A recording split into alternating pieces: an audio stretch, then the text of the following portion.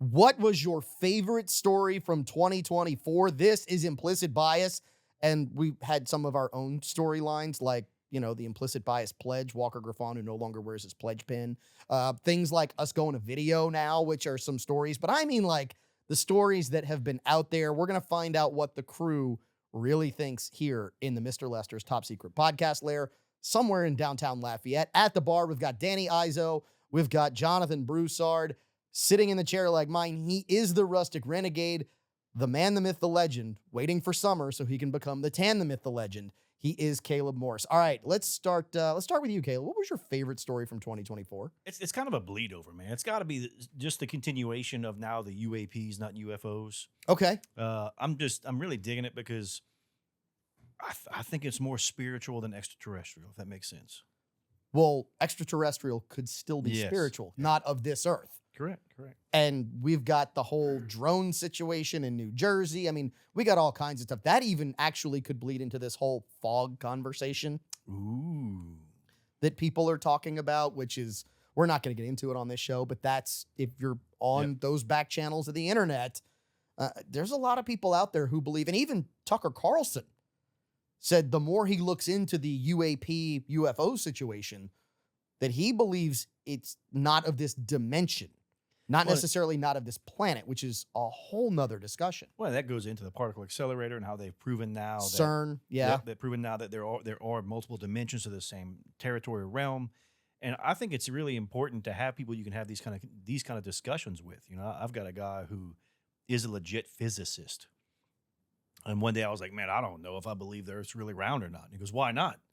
I'm like, I don't know. Like, educate me. And he's like, why don't you believe it? I'm like, because I've never seen it. I think that it could be flat. I think it could be round. It could be bigger than we say. It could be smaller than we say.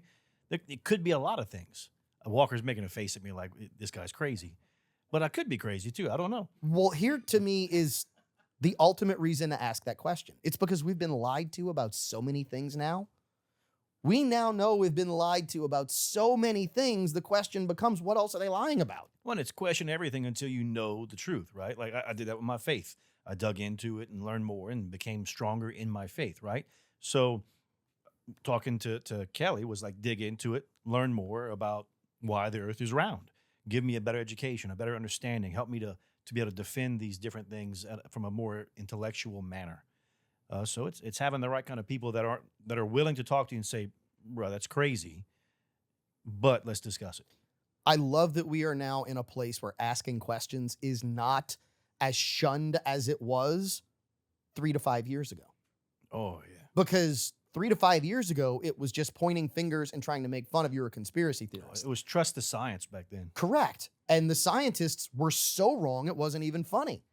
So I'm glad that we're in a place where we can now ask those questions and have the discussion again, because we had forgotten, I believe, how to ask questions. We'd forgotten how to prove our faith. We had gotten so far from what we actually knew to be the truth that to go back to the monologue, we didn't even realize that we'd forgotten Jesus, right? Oh. We didn't even realize that it's with us. He's with us. Yeah, we he's got right all this. there. And then we turn around and go, wait, he's not? Yeah, he's still walking the path. We're the ones that have veered. Yeah.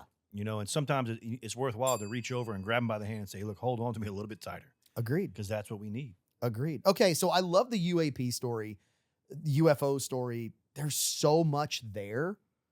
And to your point, there are so many physicists who are there who say, hey, we really need to look at this at another level because there's something we're not being told.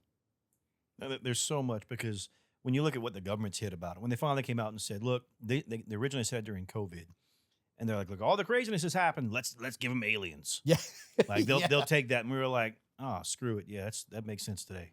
And then it's slowly it's progressed to more and more and more where. Well, let's be really conspiracy theorist. And for those who want to question this, please don't believe us on this.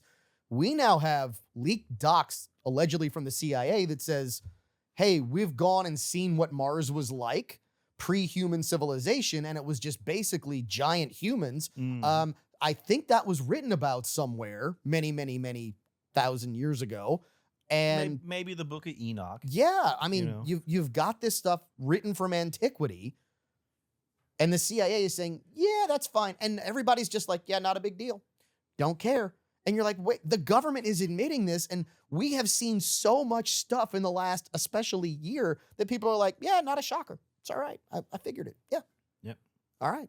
Okay, so let's go to the bar. Who wants to start? A story, your favorite story from 2024. Jonathan, you got the mic. From someone who's always been impressed by the space trips we've made over the last 30, 40, 60 years. Allegedly. I'm just saying. Yeah, the one that caught me this year was we caught a rocket re-entering. That just was so impressive to me, and it's unfathomable how that could be put together. Look, when you think technologically, what are we capable of? Jonathan, you and I, Danny, you remember as well, it was a big deal when we were able to bring a craft back and land it a la the space shuttle and reuse a craft. Now we're talking about the full-on rocket, the whole thing. Because when the space shuttle went up, you had the external fuel tank, which was made right here in Louisiana. You had the rocket boosters, and they were all disposable. They went away. You couldn't use them again. But now you're able to use the whole rocket because we can catch it like a fly ball. Grabbing it before it touches the ground, you know? It's insane what Musk has been able to do with SpaceX. And what's really insane is that the government poured billions upon billions upon billions upon billions upon billions upon billions upon billions of dollars into this and couldn't do it. And Musk did it in 10 years. Yeah, the rate at what this is being done is amazing. Yes, it absolutely is. Makes you wonder, what technology will we see in 2025? What's coming up next? What more is out there that they're going to show us and reveal as we move forward? Well, I'm hoping that we finally catch up to the roaring 20s and everything else, right? Look, when you look back at the technological leaps and bounds that we made in the early 19th century, and then we've kind of just been stagnant. We just broke into quantum computing. We've just done a few more things. We're doing better at rockets. Man, here's our chance to really change the earth. But that's because we don't have enough H-1B visas, Caleb. Okay. Yeah. No, but seriously, we have become Oh, yeah. very stagnant, and we have just been happy with the status quo. And I'm happy to see, so the barge that caught the rocket, you know where part of it was designed? Probably right here in Lafayette. Right here in Lafayette. Again, technology that we're not told about. There are so many smart people that, drive an old beat up F-350 that just want to be left alone and just want to enjoy their life. And that's what I think is just amazing is the amount of intelligence that we still have on Earth. Yeah. Are you saying there's so many smart people surrounding the TSBL? I think so. I hope so. Well, the other thing that this shows is the efficiency of companies outside of the government. Absolutely. Well, again, Reagan's 9 worst words you ever want to hear. I'm from the government and I'm here to help. They are the scariest words you will ever hear because government and efficiency literally run opposite each other. The minute you say government, you know it's not going to be efficient. Danny, what's your favorite story?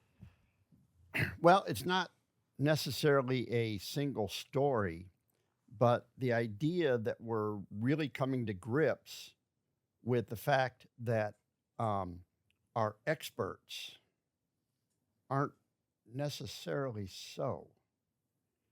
And in a lot of cases, are experts in a field where they're being paid to be experts and paid to have the information that they're sending out.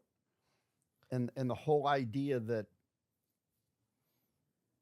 just because you're labeled an expert doesn't really mean that the information you're giving is true and factual. Wait a minute, Danny. You mean that Megan Thee Stallion and Beyonce weren't endorsing a presidential candidate for free? They weren't doing it because they believed it. They were doing it because they were getting paid. I mean, that's a 2024 I don't know, story. that's a tough one. Have you all read, Tim Ferriss did a thing on what it takes to be considered an expert, right? And I'm air quoting here. Uh-oh. He actually goes into it. He's like, look, donate your time and do a seminar at a college, free of charge. Whoever shows up, he goes, you might get one person, might get two. But then you can put on there that you spoke at a college. So you speak at another college, free. You do this 3 or 4 times, and now you've addressed and done 3 or 4 different collegiate level seminars. From there, you can take it and you hold another one where you charge $50 to $100 a person. And now You're an expert. you're an expert. That's all it takes. Like when I became a court certified firearm expert, I had to literally sit down and show them my resume, binders and binders of all the rounds I've shot on my training. But that's a very different classification of expert. It is. We have expanded that definition to basically mean anyone that we think is important. Well, So anyone that has a YouTube channel, anyone that has an opinion. we're experts then, Yeah, because we most have a definitely. YouTube channel. No, but I mean, but if you think about it, so in court, you can get classified as an expert. The Mhm. court has to recognize you, and you have to lay out your credentials. Right. But in the media, you're an expert because someone who might be getting paid to run that story says you're an expert. So one of my favorite stories of 2024, and Danny, this is going to coincide with yours, which is the media got exposed. CBS got sued and settled Mm-hmm. for saying someone was a rapist when they weren't convicted of rape. That started to pull the curtain back. The other big story for me from 2024 was a continuation of a story from 2020. And it's the fact that we haven't seen it let go. And it's this. Joe Biden is sharper than ever before. Joe Biden is cognizant. He is as good as he ever was. I mean, the number of people in the media who flat out lied.